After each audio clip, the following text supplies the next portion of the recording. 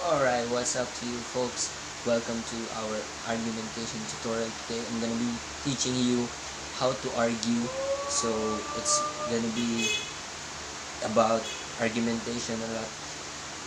But why do we need to learn how to argue properly? Because there are proper ways to argue and there are improper ways to argue.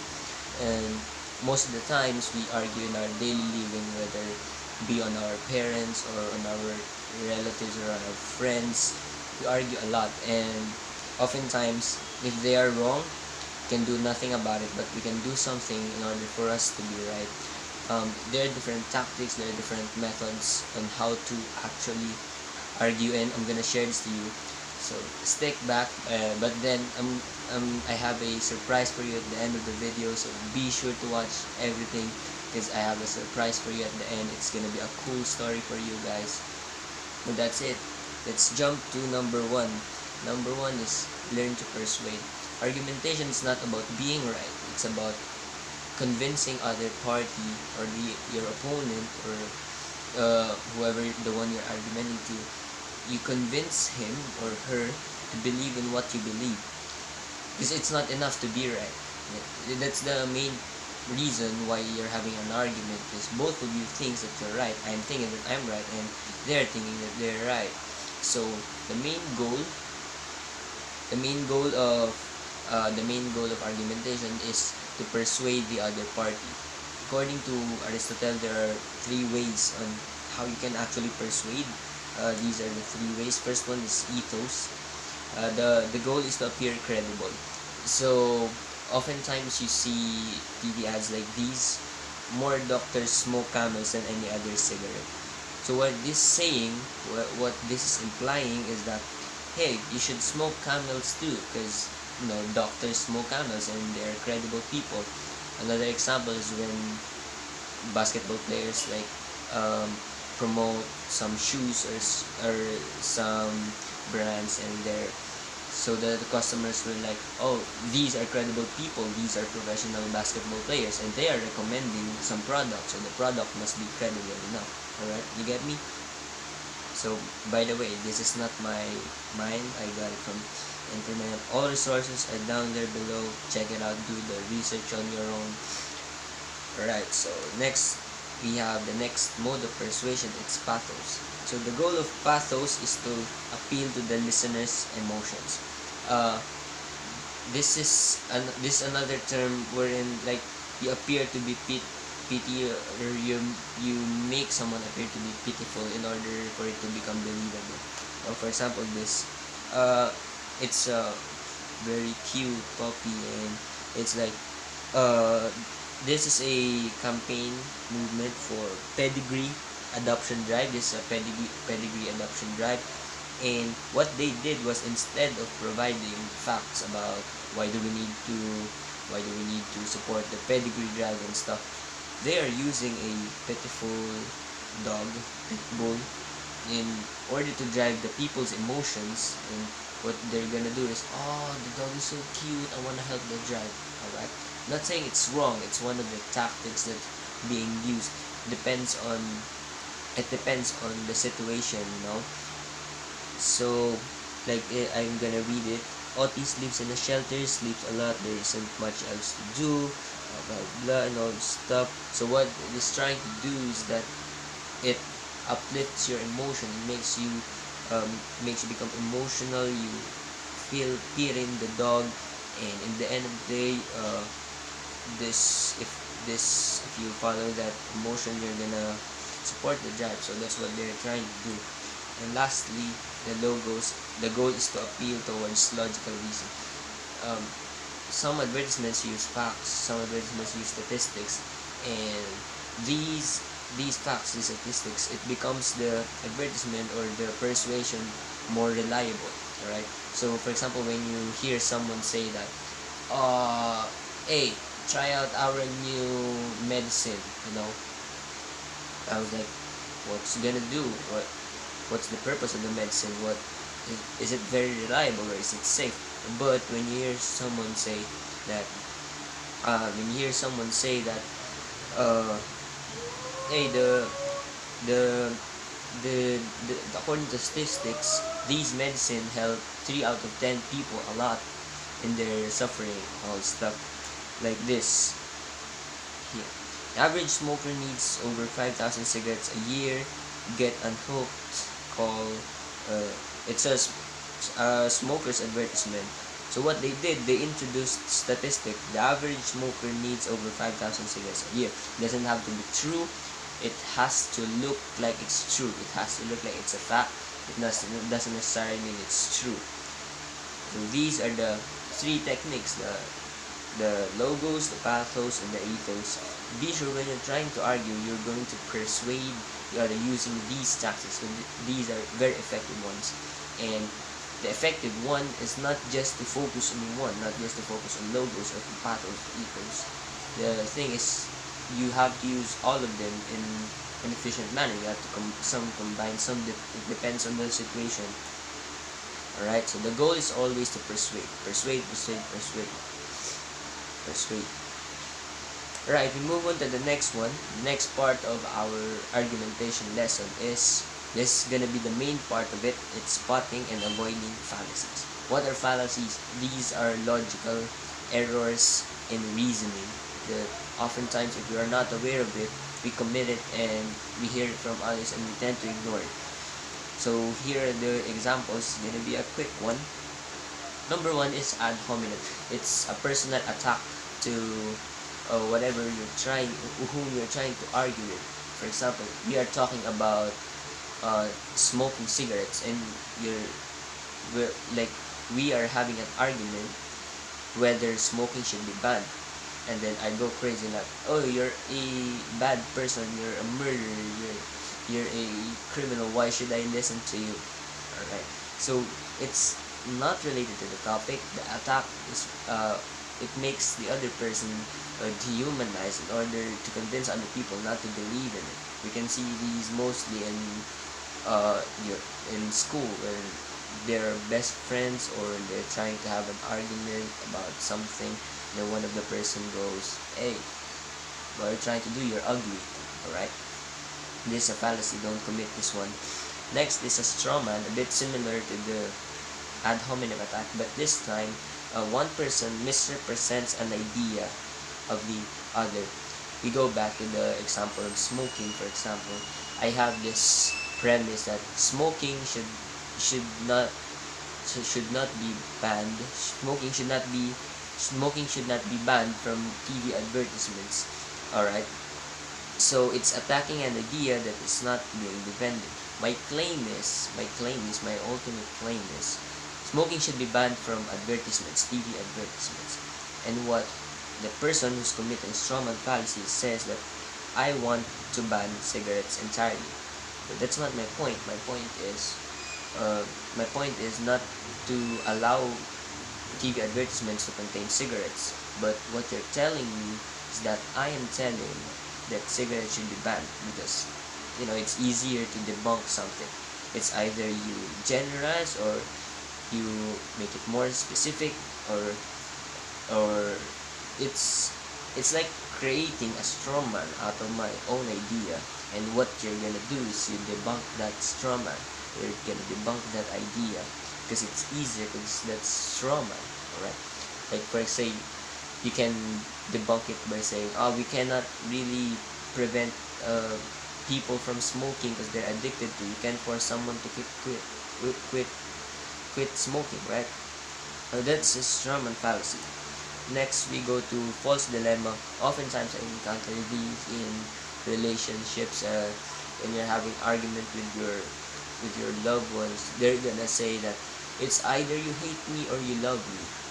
Alright, they're restricting the choices to either loving them or hating them, which is not necessarily the case. They're hating you does not mean that I don't love you, or loving you does not loving you it doesn't mean that I hate you as well. The false dilemma fallacy is committed to limit the choices to either yes or no, or vice versa. There's no middle ground between the two, but actually there is. For example, the parents, they're gonna tell their children If you don't study, you're gonna become poor, and that's not that's not really the end of the story. All right, because you can you can fail school but still not become poor.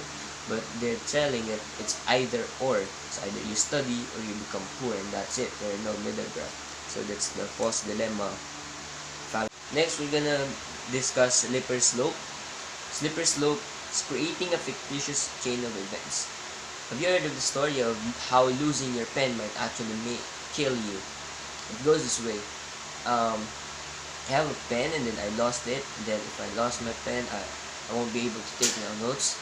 If I won't be able to take down notes and I won't be able to review, I don't review, I'm gonna fail the test. If I fail the test, I'm gonna quit school. If I quit school, I become miserable. People will talk to me, people will look down on me. Then I'm gonna be lonely, I'm gonna be depressed. I'm gonna take medicine, and if I got too much medicine, I will die. That's nonsense. Doesn't necessarily mean it's true. Losing your pen does not mean that you can take down notes or you'll automatically fail the test. That's not how it works. So what slippery slope does is it creates some overthinking pattern across different events and linking them up, saying that all of them can be caused by some simple thing. Alright. So next we move on to the circular argument. It's repeating the same assumption to prove itself.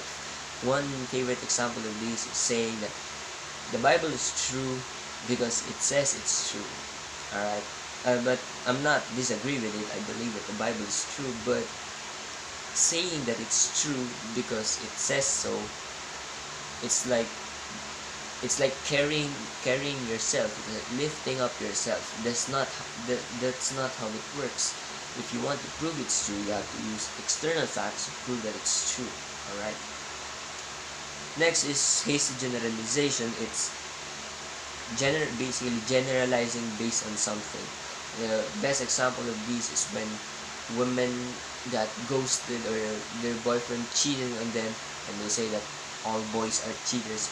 All of them, I'm not gonna touch men again ever because they're all cheaters.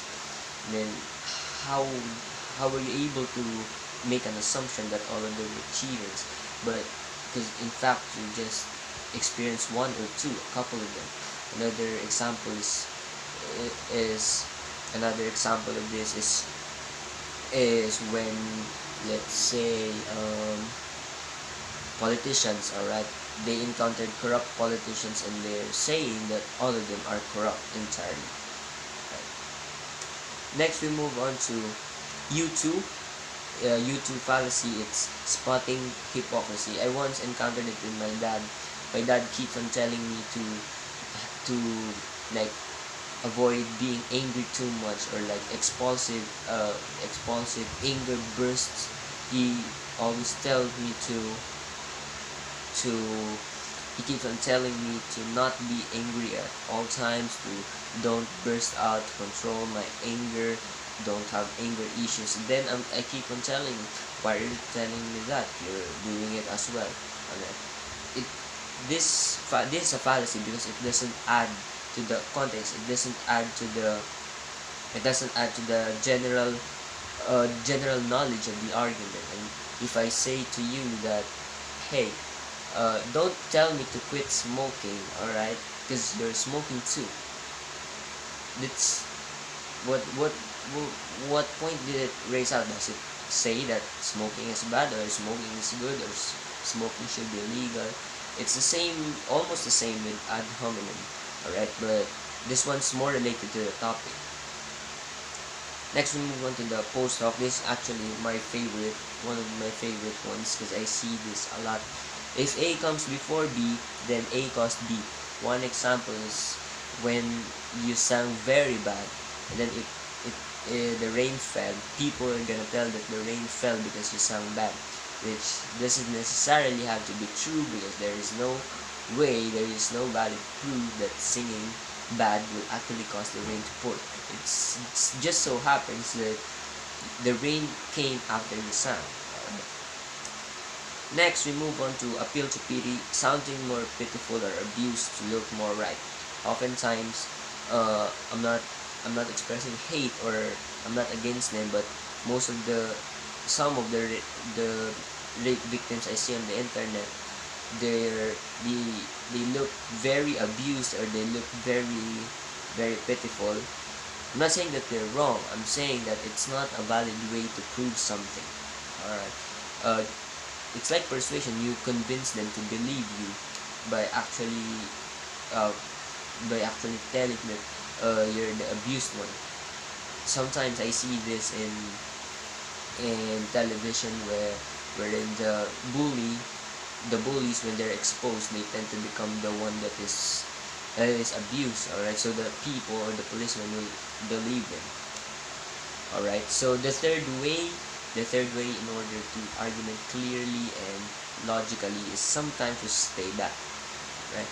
Sometimes the best way to win an argument is to not to argue at all, because at the end of the day, not everyone will believe you no matter how right you are.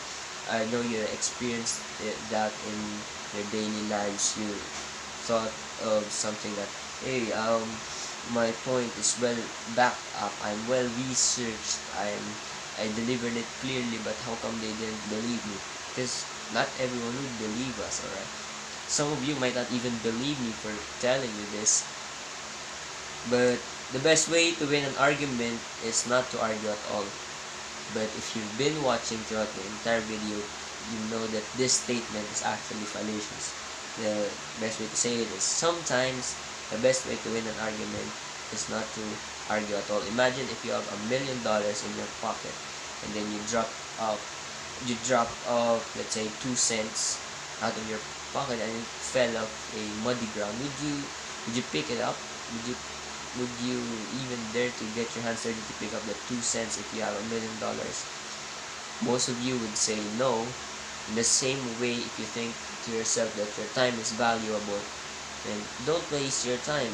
If you see the one you're argumenting to does not add to the conversation, but instead uses fallacies, the best way is not to argue at them at all. You're just gonna have to waste your time for nothing.